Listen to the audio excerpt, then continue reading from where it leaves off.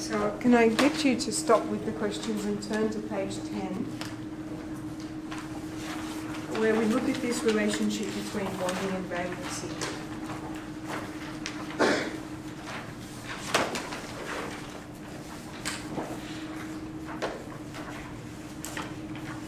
So we already have talked about the fact that elements in the same group have the same number of valence electrons, and that the number of valence electrons increases left to right.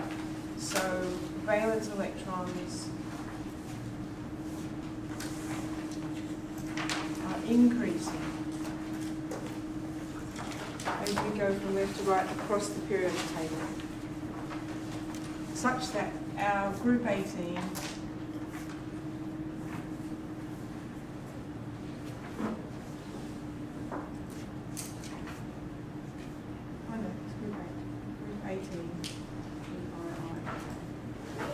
are full, isn't it? And our group 1 has 1.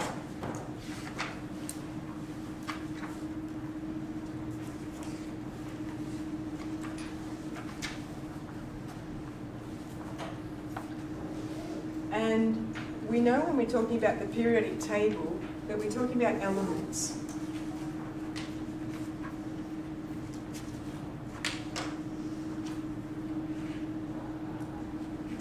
And by and large, most compound or most substances that we encounter are not elements. Most of them are compounds. And so to go from the element state to a compound, you have to undergo a chemical reaction. So that's how you change what the physical and chemical properties will change of the substance. And so to go from elements to compounds, we must undergo a chemical reaction.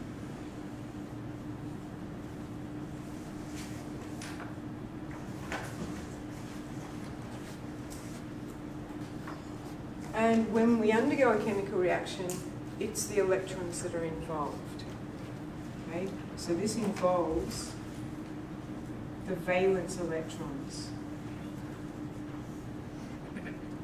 So the nucleus does not participate in chemical reactions at all. Okay?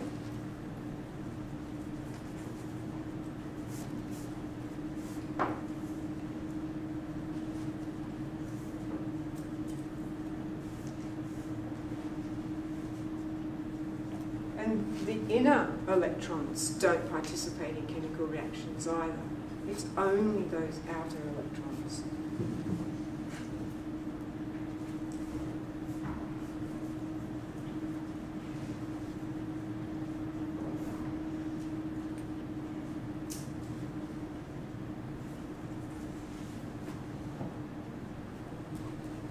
So that means that we can hone in on the valence electrons to see what's happening when we consider a chemical reaction. And in the little box partway down page 10, you can see there an important statement that chemical bonds are due to the electrostatic force of attraction between positive and negative charges in participating atoms. So we've got a diagram here of a chemical bond. We've got the positively charged nuclei in the middle there. And then this is the electron cloud around it, each atom. And it's at this point here where they overlap.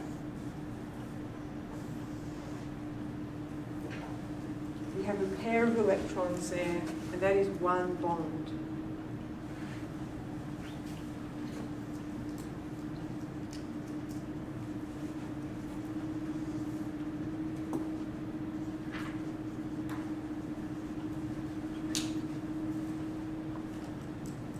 The number of bonds is going to depend on the number of electrons required to achieve noble gas stability. But in this stylized example, both of these atoms will be stabilized by forming one bond with the overlap of the electron clouds involving these two electrons. Okay, so how can this happen? We've talked about metals reacting by losing electrons. That's how they react. We've talked about the possibility of our non-metals reacting by gaining electrons. That's one way they react. The other way the non-metals react is by sharing electrons. Okay, and that's going to be a different kind of bond. So if we have, if we react by a metal losing a valence electron,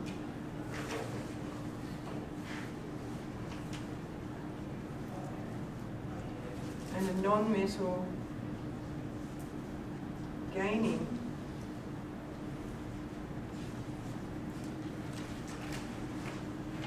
this forms an ionic bond because we formed ions. Okay, ions are ionically bonded. But if we react,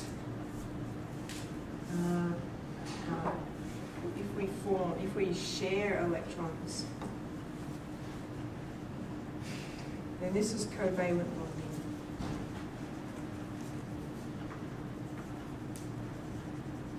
Non-metals.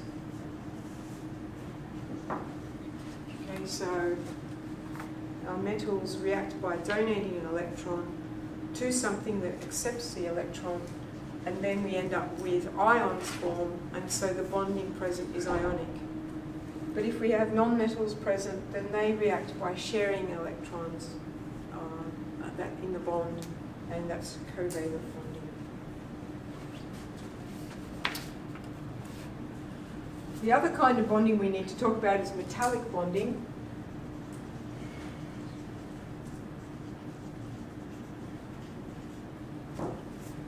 And that is what we're going to focus a little bit more on later today. We're going to start with metallic bonding.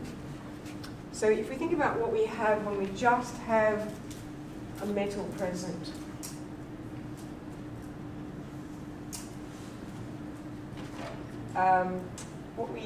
if we can represent it with a model like this, but in actual fact,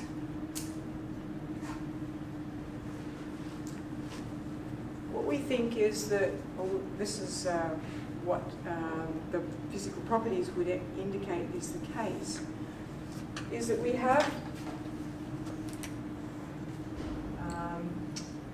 closely packed cations of the metal. And so I've represented that by circles with a positive sign in the middle of it. And then they are held together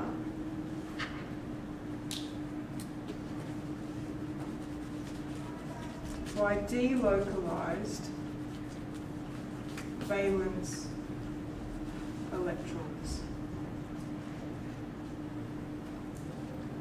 Okay, so each of those metal atoms has basically, doesn't really hang on very tightly to that valence electron. And so the valence electrons are free to move around the metal cations.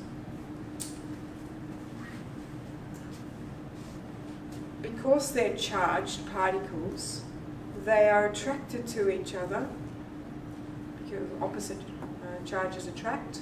So the electrons act like glue, if you like, holding those cations together, because we also know that like charges repel. And so in order to overcome the repulsion of the like charges, the electrons are in the middle there, holding them together.